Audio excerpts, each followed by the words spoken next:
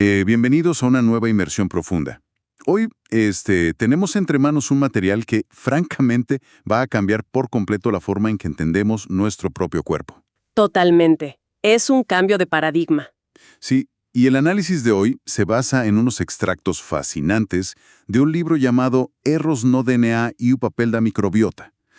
Y la misión de esta exploración a fondo es, pues, sumergirnos en una idea bastante radical que está sacudiendo los cimientos de la biología moderna. Así es. Porque durante mucho tiempo, la visión tradicional nos ha hecho pensar en el cáncer o en las mutaciones genéticas como un simple problema de los genes. Claro, como una falla mecánica aislada o peor aún como mala suerte, ¿no? Exacto. La famosa mala suerte biológica. Pero el material de origen de hoy nos plantea algo muchísimo más profundo. Nos dice que esto es en realidad el colapso de un ecosistema interno. Un ecosistema interno. Y para quienes nos escuchan y desean entender cómo la nutrición, y o sea las bacterias, deciden literalmente la integridad del código de la vida a diario, prepárense. Sí, porque los datos son fuertes. Muy fuertes. Hay un dato en estas páginas que cuesta procesar la primera vez que lo lees, y es que casi la mitad de las replicaciones celulares en el cuerpo comienzan mal. Ajá. Sí, casi la mitad empieza con un error. Es una cifra que francamente paraliza cuando la ves en la investigación y establece un tono completamente distinto para nuestra inmersión profunda de hoy. Ya lo creo. Porque la biología clásica, durante décadas, ignoró por completo al coautor fundamental de nuestra estabilidad genómica. Y cuando hablamos de este coautor, nos referimos a los billones de microbios que habitan ahí, en la oscuridad del intestino. A los que siempre vimos como simples inquilinos. Exactamente. Pasajeros que nos ayudaban a digerir la comida y ya está. Pero la evidencia actual demuestra que son arquitectos activos de nuestra salud y a nivel del mismísimo ADN. ¡Wow! Y comprender esta dinámica es vital para la audiencia, porque de cierta manera nos devuelve el control. Nos quita esa idea del destino escrito en piedra. Sí, nos muestra que el destino genético no es un libro ya impreso y cerrado con candado. Es un borrador. Un borrador que se reescribe a diario mediante las interacciones bioquímicas que estas bacterias tienen con nuestro sistema de reparación. O sea, es como descubrir que la imprenta más grande y sofisticada del mundo depende de unos conserjes microscópicos, ¿no? Para asegurarse de no imprimir libros con páginas en blanco o texto sin sentido. Es una analogía muy buena, de hecho. Y hablando de imprentas, los números de la replicación celular que se detallan en el libro son una locura. Ayúdame a poner esto en perspectiva porque las cifras son astronómicas. Sí, son difíciles de imaginar. Según los datos, estamos renovando miles de millones de células cada día. Así es. Para ponerle números exactos, el cuerpo humano renueva alrededor de 330.000 millones de células al día. 330.000 millones. Diarios. En términos de masa, eso equivale a unos 80 gramos de tejido completamente nuevo cada 24 horas. ¡Órale! Mayormente en la sangre y en el epitelio intestinal, que son tejidos de recambio rapidísimo. Y aquí es donde la matemática se vuelve asombrosa. Cada genoma humano tiene aproximadamente 3.000 millones de pares de bases. Ajá. Entonces, por cada célula que se divide, la célula tiene que sintetizar unos 6.000 millones de nucleótidos. 6.000 millones por célula. Y estamos creando 330.000 millones de células al día.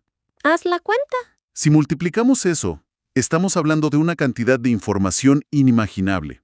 El cálculo del libro nos da cerca de 2.000 billones de nucleótidos sintetizados a diario. 2.000 billones de billones. Un 2 seguido de 21 ceros. Es una velocidad de copiado que desafía la comprensión. Y claro, en esa velocidad hiperactiva, pues reside un peligro biológico inherente. Lógico, porque sintetizar todo eso no puede ser un proceso perfecto. Para nada. La enzima encargada de hacer esta copia, la ADN polimerasa, es una maravilla de la naturaleza. Pero al final del día opera bajo restricciones físicas y químicas. Ok, vamos a desglosar esto. Porque si la máquina va tan rápido, los errores son inevitables. Según entiendo del material, ¿cuál es la tasa real a la que se equivoca esta enzima? La ADN polimerasa comete un error inicial a una tasa aproximada de una base incorrecta por cada 10.000 a 100.000 bases copiadas. Parece poco, ¿no? si estuviéramos escribiendo una carta. Claro, parecería muy poco, pero cuando aplicamos esa tasa de error a la colosal producción diaria que mencionamos, el impacto bruto es abrumador. Se generan entre 10.000 billones y 100.000 billones de errores brutos al día. ¿100.000 billones? Entre 10 a la 16 y 10 a la 17 errores diarios. 100.000 billones de errores cada día. A ver, si esa máquina de copiar se detuviera ahí, si simplemente dejara el trabajo así y no hubiera ningún tipo de corrección, Sería el fin. ¿qué pasaría con nosotros? Por lo que leí, el genoma humano se convertiría en un caos irreversible casi de inmediato. Básicamente el cuerpo envejecería décadas en una sola noche. Nos desmoronaríamos. Literalmente. El deterioro sería inmediato, sistémico y catastrófico. No podríamos sobrevivir ni un par de semanas. ¡Wow! Pero, evidentemente, no nos desintegramos de la noche a la mañana. Y eso se debe a que el cuerpo cuenta con mecanismos de corrección de una precisión casi divina. Como el proofreading. Exacto. Sistemas integrados como la revisión inmediata, el proofreading y el reparo de mal pareamiento, conocido como MMR. Que vendrían siendo como el autocorrector de nuestro teléfono, pero 1.000.000 de veces más eficiente. Exactamente. Van leyendo el texto recién impreso del ADN y corrigen las erratas al instante. Impresionante. Y gracias a estos correctores moleculares, esa avalancha apocalíptica de errores se reduce a solo cientos de miles de millones de mutaciones. Solo cientos de miles de millones. Sigue siendo un número grande, pero ya es biológicamente manejable. Es una proeza de la ingeniería evolutiva. Sin duda. Y lo fascinante aquí es que estos sistemas de reparación no trabajan solos. Ah, aquí entra el microbioma. Exacto. Durante décadas, los científicos estudiaban estas enzimas en laboratorios, en placas de Petri, como si fueran independientes. Pero en el cuerpo humano, su eficiencia está profundamente modulada por lo que ocurre muy lejos de esas células. En el intestino. En la oscuridad del tracto digestivo, sí. Y ahí es donde el ecosistema intestinal cambia toda la narrativa. Es como si esos correctores de texto de nuestro ADN necesitaran un café muy especial para trabajar bien, y resulta que ese café solo lo preparan las bacterias en el intestino. Tal cual. El material menciona bacterias específicas como el Faecalibacterium, que toman la fibra de la dieta y la fermentan. Fermentación pura. Pero quiero que hablemos del resultado porque de ahí salen los ácidos grasos de cadena corta, y hay uno en particular que es el héroe de la película, el butirato. El butirato es la superestrella metabólica de esta historia. No es un simple subproducto de la digestión. Las fuentes lo describen como una molécula con verdaderos superpoderes. Superpoderes, me encanta. Sí, porque cumple funciones vitales en niveles muy distintos. La primera es actuar como energía y barrera. Ajá. Sorprendentemente, entre el 70 y el 80% de todo el combustible que utilizan los colonocitos, ¿Las células del colon? exacto, las células que recubren el colon, ese combustible proviene directamente del butirato. O sea, no se alimentan primariamente de la glucosa de la sangre, sino del desecho de las bacterias. Eso ya es increíble. Es un diseño simbiótico perfecto. Pero el butirato no solo las alimenta, también les da las herramientas para fortificar el intestino, refuerza las uniones estrechas entre estas células. Con la claudina 1. Precisamente, incrementa la expresión de esa proteína, la claudina 1, y por si fuera poco, estimula la producción de una capa de moco protector inmenso. El MUC2. El MUC2, así es. A ver, un momento, para que todos visualicemos esto claramente. Esa proteína, la claudina 1, funcionaría como el cemento duro entre los ladrillos de un muro, ¿verdad? Sí. Y el moco MUC2 sería como una capa de pintura impermeable por encima. Es una analogía muy precisa. Se crea una fortaleza física completa. Todo para que absolutamente nada tóxico se filtre hacia la sangre. Porque si las bacterias patógenas o las toxinas cruzaran al torrente sanguíneo, desatarían una inflamación sistémica tan masiva que sobrecargaría los sistemas de reparación del ADN en todo el cuerpo. Claro, el sistema entraría en pánico. Así que esa es la primera línea de defensa. Pero la segunda función del butirato nos lleva al terreno de la epigenética y la reparación de mutaciones. Esto me voló la cabeza. El butirato actúa como un inhibidor natural de algo llamado histonas desacetilasas, o HDA. Aquí necesito que me ayudes a traducir porque cuando leí sobre las HDA en el libro, me pareció súper denso. ¿Qué hacen exactamente estas moléculas en nuestro ADN? ¿Y por qué el butirato necesita frenarlas? Imaginemos que el ADN es un manual de instrucciones larguísimo, tan largo que para caber en la célula tiene que estar enrollado fuertemente alrededor de unos carretes. Ok, Las HDACs son las encargadas de mantener ese hilo apretado y cerrado. apretado. Sí, mientras esté tan enrollado, la célula no puede leer ciertos genes, ni revisar si hay errores para repararlos. Está inaccesible. Totalmente. Lo que hace el butirato al inhibir las HDACs es esencialmente soltar el carrete. El ADN se relaja, el hilo se abre y el manual queda expuesto. ¡Wow! O sea que, literalmente es una sustancia producida por una bacteria la que desdobla nuestro manual genético. Así es. Al abrirse, supongo que ahí las enzimas reparadoras por fin pueden entrar a corregir los errores de la fotocopiadora. Correcto. Y además se encienden genes antiinflamatorios. Es un trabajo en equipo brutal. Una coreografía perfecta. Pero nos falta la tercera función del butirato. Ah, sí. Y es quizá la más impactante. Actúa como un asesino selectivo de tumores. Aquí es donde se pone realmente interesante. Sí, porque la distinción metabólica entre una célula sana y una célula cancerosa se vuelve el eje central de la vida y la muerte. Porque, según las fuentes, las células normales agarran este butirato y se lo llevan a sus mitocondrias y lo queman felizmente, ¿no? Es su alimento favorito. Les encanta. Pero cuando aparece una célula tumoral, las cosas cambian. ¿Qué es exactamente el efecto Warburg y por qué es una trampa mortal para el cáncer? El efecto Warburg describe cómo las células tumorales alteran radicalmente su metabolismo para crecer, rápido. Ajá. En ese proceso, básicamente, olvidan cómo procesar el butirato en sus mitocondrias, ya no pueden quemarlo. Pero el butirato sigue entrando. Exacto, sigue entrando y se empieza a acumular dentro de la célula tumoral en cantidades tóxicas. Este exceso masivo bloquea por completo a las HDAC. Se pasa de la raya. Y eso fuerza a la célula tumoral a activar sus propios genes de autodestrucción. O sea, básicamente se suicida por indigestión. Es un buen modo de verlo. Entra en apoptosis. El tumor se destruye a sí mismo porque no tiene forma de procesar lo que las bacterias buenas le están lanzando. Es poético. Es un mecanismo de defensa increíblemente elegante. Pero, y aquí entra la advertencia central, esto requiere un ecosistema equilibrado. Claro, el lado oscuro de la moneda. El material contrasta esto con el escenario opuesto, la disbiosis profunda. Cuando no hay fibra en la dieta, las bacterias productoras de butirato mueren y proliferan las patógenas. Como la Escherichia coli. Específicamente la cepa Escherichia coli piqueíes positivo. El texto nos da un ejemplo alarmante con ella. Sí, leí sobre esa cepa. En lugar de ser un escudo, se convierte en un arma contra nosotros. ¿Qué es lo que produce? Fabrica una genotoxina llamada colibactina. Y la colibactina no causa simples errores tipográficos al copiar el ADN. Actúa rompiendo directamente las dos cadenas del ADN. Las rompe.